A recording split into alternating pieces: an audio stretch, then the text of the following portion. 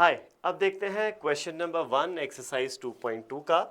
यहाँ पर आपको दिया है find the zeros of the following quadratic polynomials and verify the relationship between zeros and the coefficients. ठीक है, तो जीरोस निकालना है। तो बेसिकली आपको एक क्वाड्रेटिक पॉलिनोमियल दिया है, इसको हम बोलते हैं px। तो जीरोस कैसे आते हैं? जीरोस आते हैं जब px जो है वो जीरो के बराबर हो जाए। जब ये पॉलिनोमियल की वैल्यू जीरो के बराबर हो जाए तो उस पॉइंट पर और the values of x which satisfy this are called the zeros of the polynomial. ठीक है, तो चलो अब हम सॉल्व करते हैं इसको। तो px क्या है? px ये है। तो हमारे पास है x square minus 2x minus 8 is equal to 0। ठीक है, अब हम इसको सॉल्व करेंगे x की वैल्यू के लिए। तो हम splitting the middle term factorization method से इसको सॉल्व करते हैं। तो अब आपको दो नंबर्स ऐसे सोचने हैं, p और q। लेट्स से दो नंबर्स ऐसे सोचो जिनका सम जो है ना वो x के कोएफिशिएंट के बराबर हो जाए, यानी x का कोएफिशिएंट -2 के बराबर हो जाए, और p इंटू क्यू जो प्रोडक्ट है नंबर्स का वो क्या हो जाए, एक्स स्क्वायर का कोएफिशिएंट 1 इंटू कॉन्स्टेंट टर्म जो कि -8 है, यानी -8 के बराबर हो जाए। ठीक है, आपको ऐसे दो नंबर सोचने हैं। तो ये दो नंबर सोचने के लिए आप क्या करोगे, ये जो 8 है इसको फैक्टराइज करते हैं। माइनस साइन तो छोड़ दो, अभी 8 को दो पार्ट्स में ब्रेक करते हैं, फैक्टराइज करते हैं। या तो ये हो सकता है 1 इंटू 8 या ये हो सकता है 2 इंटू 4। इसी तरीके से फैक्टराइज होगा, और कोई तरीका है नहीं।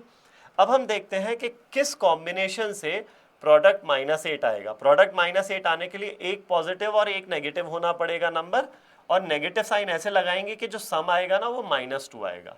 तो अब -1 + 8 करोगे तो सम -2 नहीं हो सकता, या -8 + 1 करोगे तो भी सम -2 नहीं हो सकता। -2 सम एक ही केस में आएगा जब -4 कर देंगे यहाँ पर। तो 2 इंटू -4 इज -8 एंड 2 + -4 इज -2।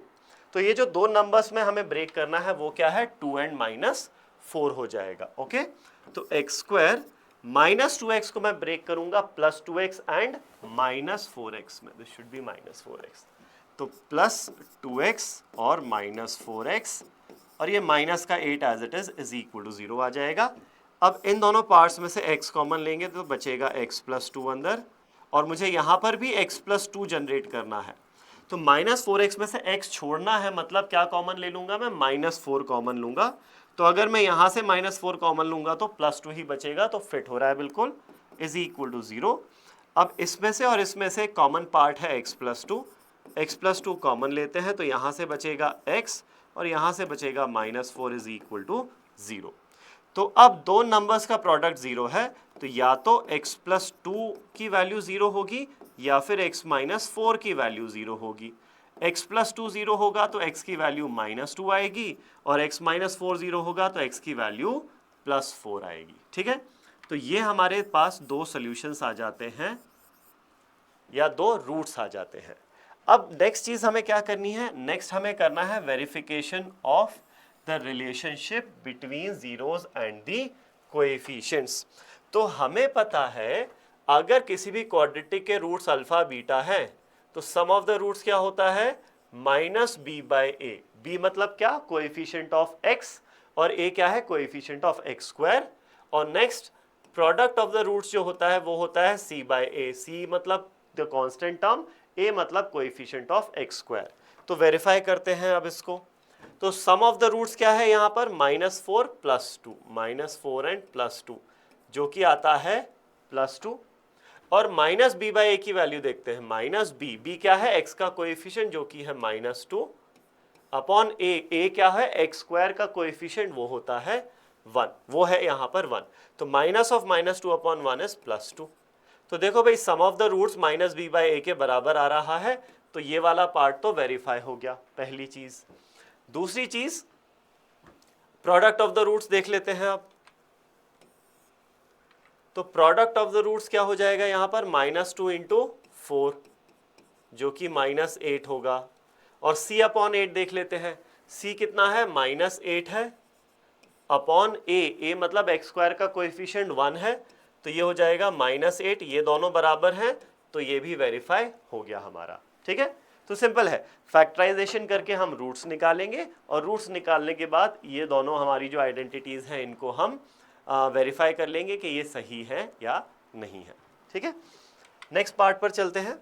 यहाँ पर हमारे पास है 4s² minus 4s plus 1 is equal to 0 कर दो। ठीक है, रूट्स निकालने हैं तो जो पॉलिनोमियल है उसको 0 के बराबर कर दो। अब दो नंबर्स ऐसे सोचो जिनका सम हो जाए -4 और प्रोडक्ट हो जाए 4 इंटू 1 4। सम -4 चाहिए और प्रोडक्ट चाहिए 4, तो प्रोडक्ट जो चाहिए 4 इसको ब्रेक करते हैं। या तो इसको मैं लिख सकता हूँ 2 इंटू 2 या इसको लिख सकते हैं 4 इंटू 1। अब इसमें सिंस प्रोडक्ट पॉजिटिव चाहिए ना, 4 इंटू 1 4, तो या तो दोनों नंबर्स पॉजिटिव होंगे या दोनों नंबर्स नेगेटिव होंगे। लेकिन सम क्या चाहिए, -4 चाहिए। सम -4 चाहिए तो दोनों नंबर नेगेटिव ही होने पड़ेंगे। तो ये -2 कर सकते हैं या -4 -1 कर सकते हैं। तो यहाँ से तो सम आएगा -5, इसको हटा दो। यहाँ से सम आएगा -4, तो यही हमारा स्प्लिटिंग हो जाएगा। तो 4s² -4s को मैं ब्रेक करूंगा -2s और -2s में, -2s और ये प्लस का 1 एज इट इज आ जाएगा इज इक्वल टू 0।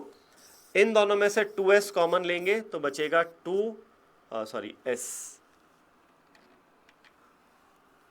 बचेगा, 2s -1 बचेगा। तो यहाँ 2s -1 है तो यहाँ पर भी ब्रैकेट में 2s -1 ही जनरेट करना है।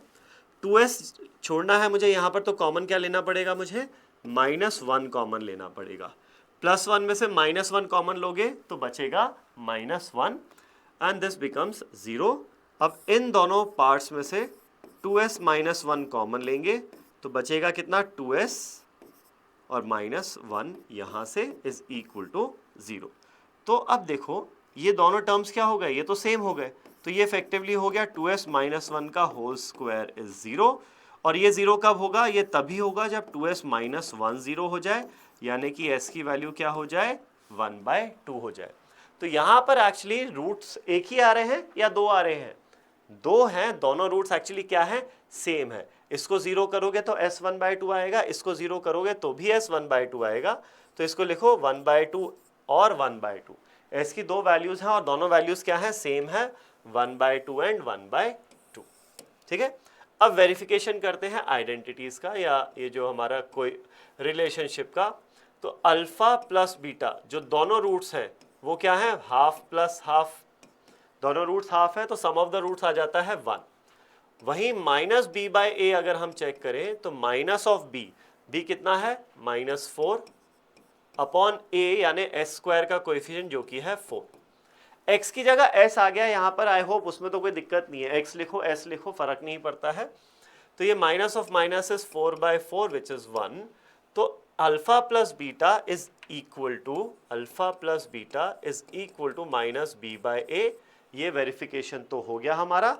नेक्स्ट देखते हैं हम alpha into beta and c/a का वेरिफिकेशन।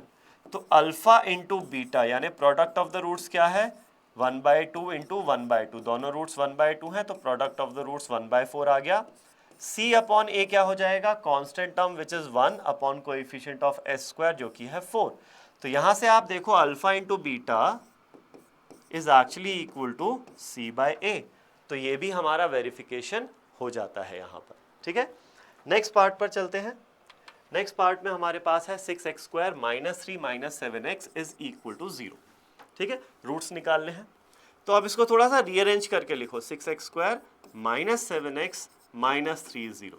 पहले x² का टर्म फिर x फिर 3 का टर्म, मतलब कांस्टेंट टर्म लिखेंगे। फाइन, अब इसको ब्रेक करते हैं। 6 इंटू 3 होता है 18। तो प्रोडक्ट, अच्छा -3 है तो प्रोडक्ट -18 चाहिए आपको। ठीक है, तो माइनस साइन तो छोड़ो, 18 को या तो 1 इंटू 18 में ब्रेक कर सकते हैं या 2 इंटू 9 में ब्रेक कर सकते हैं या 3 इंटू 6 में ब्रेक कर सकते हैं। अब प्रोडक्ट नेगेटिव चाहिए तो एक नंबर पॉजिटिव एक नंबर नेगेटिव होना है। यहाँ एक नंबर में नेगेटिव लगाने से सम आपके पास -7 आएगा क्या, नहीं आएगा, हटा दो। यहाँ पर भी एक नंबर में नेगेटिव लगाने से सम -7 तो नहीं आएगा। यहाँ 9 में माइनस करने से सम -7 आ जाएगा। तो ये जो मिडिल टर्म है ना 7x -7x, उसको ब्रेक करेंगे +2x में और -9x में। तो 6x² +2x -9x -3 is equal to 0। यहाँ से हम 2x कॉमन लेंगे तो बचेगा 3x प्लस 1। अब यहाँ पर भी 3x प्लस 1 जनरेट करना है, तो माइनस 9x में से क्या कॉमन ले ताकि 3x बन जाए, तो माइनस 9x को 3x से डिवाइड कर दो तो बचेगा -3, तो -3 कॉमन लेना है, दिस इज इक्वल टू 0 हो जाएगा। -3 में से -3 कॉमन ले लेंगे तो 1 बचेगा, सिंपल सी चीज़ है। अब इन दोनों में से 3x प्लस 1 को कॉमन ले लेते हैं, तो बचेगा यहाँ पर 2x और यहाँ से बचेगा -3 इज इक्वल टू 0। तो या तो पहला टर्म 0 होगा, 3x प्लस 1 0 होगा, या फिर दूसरा टर्म 2x माइनस 3 0 होगा। ये 0 कब होगा, जब x की वैल्यू -1/3 है, और ये 0 कब होगा, जब x की वैल्यू 3/2 है। ठीक है, तो हमारे पास ये दो रूट्स आ जाते हैं, -1/3 एंड +3/2, ये दो रूट्स आ जाते हैं। ओके, अब वेरिफिकेशन करते हैं relationship of roots and coefficients का। तो सम ऑफ द रूट्स कितना है यहाँ पर, -1/3 एंड +3/2। एलसीएम आ जाएगा 6, ये -2 हो जाएगा और ये +9 हो जाएगा, ये आता है 7/6। ठीक है, वहीं अगर आप -b/a चेक करोगे, coefficient -b/a coefficient of x, जो कि है कितना, x का कोएफिशिएंट -7 अपॉन a जो कि है कोएफिशिएंट ऑफ x² 6, तो माइनस ऑफ -7 इज +7/6। तो ये देखो दोनों बराबर हो रहे हैं, therefore alpha plus beta is equal to -b/a, ये हमने प्रूव कर दिया। नेक्स्ट चीज है प्रोडक्ट ऑफ द रूट्स का जो रिलेशन है उसको प्रूव करते हैं। तो प्रोडक्ट ऑफ द रूट्स यहाँ पर अल्फा इंटू बीटा क्या हो जाएगा, 1/3 माइनस का है एंड +3/2, सो 3 कैंसल्स आउट, -1/2 बचेगा। वहीं c अपॉन a चेक करते हैं, तो कांस्टेंट टर्म क्या है यहाँ पर, -3 है, और कोएफिशिएंट ऑफ x² क्या है, 6 है, तो -3/6 कैंसिल आउट होके ये भी -1/2 आ जाएगा। तो यहाँ से हमारे पास प्रूफ हो जाता है या वेरीफाई हो जाता है कि अल्फा इंटू बीटा जो है ना वो c/a के बराबर है। ठीक है, नेक्स्ट पार्ट पर चलते हैं। 4u² + 8u is equal to 0। अब यहाँ पर स्प्लिट करने की ज़रूरत है ही नहीं आपको, क्योंकि सिर्फ दो ही टर्म है, कांस्टेंट टर्म है नहीं। तो यहाँ से मैं कुछ कॉमन ले सकता हूँ, बिल्कुल, यहाँ से मैं 4 इंटू यू कॉमन ले सकता हूँ। तो यहाँ से 4u कॉमन लेंगे तो बचेगा u, और यहाँ से क्या 4u जाएगा तो बचेगा कितना, 2। तो ये हो जाएगा हमारा 0 के बराबर। यहाँ पर सिंस देखो कांस्टेंट टर्म होता तो 3 टर्म्स होते हैं, चौथा हम क्रिएट करते हैं स्प्लिट करके, तो ये दो में से कॉमन, ये दो में से कॉमन, तो इन दोनों में से फिर कॉमन लेके फैक्टराइजेशन हो जाता है। लेकिन यहाँ पर ऑलरेडी दो ही टर्म्स हैं, राइट, सिर्फ दो ही टर्म्स हैं, तो इन दोनों को हम इजीली फैक्टराइज कर सकते हैं। वो हो जाएगा 4u into you plus 2 is 0। तो इधर 4u इज इक्वल टू 0 और u plus 2 is equal to 0। तो यहाँ से u की वैल्यू 0 आएगी और यहाँ से u की वैल्यू -2 आ जाएगी। ओके, और अब वेरिफिकेशन करते हैं। तो यहाँ पर सम ऑफ द रूट्स क्या है, सम ऑफ द रूट्स है 0 प्लस -2, 0 प्लस -2 जो कि होगा -2, और माइनस b/a क्या है, -b/a, तो -b कितना है, u का कोएफिशिएंट यानी कि 8 अपॉन a मतलब u² का कोएफिशिएंट जो कि है 4, तो ये -2 आ जाता है। तो यहाँ से हमारे पास ये आ जाता है कि भाई अल्फा प्लस बीटा जो है वो -b/a के बराबर है। तो वेरीफाई हो गया that sum of the roots is -b/a। वहीं नेक्स्ट चीज हम देखते हैं प्रोडक्ट ऑफ द रूट्स। तो प्रोडक्ट ऑफ द रूट्स क्या होगा, 0 into -2, 0 into -2 is equal to 0। और वहीं हम देखते हैं c/a। अब a क्या है, a तो है u² का कोएफिशिएंट 4, और c क्या है, यहाँ पर कांस्टेंट टर्म नहीं है, मतलब क्या, कांस्टेंट टर्म है 0, तो 0/4 हो जाता है 0। हेंस यहाँ से ये भी वेरीफाई हो गया कि प्रोडक्ट ऑफ द रूट्स जो है ना वो c/a के बराबर है। सिंपल सही है, यहाँ पर फैक्टराइज करने की ज़्यादा ज़रूरत पड़ी नहीं हमें। ठीक है, नेक्स्ट पार्ट देखते हैं, t² -15। अगेन यहाँ पर भी सिर्फ दो ही टर्म्स हैं, तो फैक्टराइज एक्चुअली करने की ज़रूरत आपको पड़ेगी नहीं। तो यहाँ पर आप बोलोगे this is equal to 0, t² -15 is 0, तो t² की वैल्यू आ जाएगी सीधा 15। तो यहाँ से अगर मैं स्क्वायर रूट करूँगा, square root of t² is square root of 15, और मुझे पता है वेरिएबल का स्क्वायर रूट करते हैं तो प्लस माइनस टी मिलेगा स्क्वायर रूट करके, is equal to square root of 15। तो अब यहाँ से दो केस बनेंगे, या तो plus t is equal to root 15 या फिर minus t is equal to root 15। तो यहाँ से आंसर सिंपली आपको मिलेगा टी की वैल्यू है प्लस रूट 15 और यहाँ से आंसर मिलेगा टी की वैल्यू है माइनस रूट ऑफ 15। तो दो रूट्स आ रहे हैं हमारे पास, दो रूट्स क्या आ रहे हैं, प्लस रूट 15 आ रहा है और एक आ रहा है माइनस रूट 15। ठीक है, अब वेरिफिकेशन करते हैं। तो सम ऑफ द रूट्स क्या है यहाँ पर, root 15 plus minus root 15, root 15 plus minus root 15, जो क्या हो जाएगा, जीरो हो जाएगा। रूट्स की वैल्यू सेम है लेकिन साइन ऑपोजिट है तो सम जीरो आ जाएगा। वहीं पर अगर मैं माइनस बी बाई ए देखूं तो a कितना है, टी स्क्वायर का कोएफिशिएंट 1 है और b क्या है, t का कोएफिशिएंट। t का टर्म है नहीं, मतलब t का कोएफिशिएंट क्या होगा, जीरो होगा। तो ये हो गया जीरो हमारा। तो यहां से ये वेरीफाई हो जाता है कि सम ऑफ द रूट्स जो है वो माइनस बी बाई ए के बराबर है। नेक्स्ट हम देखते हैं product of the roots alpha into beta.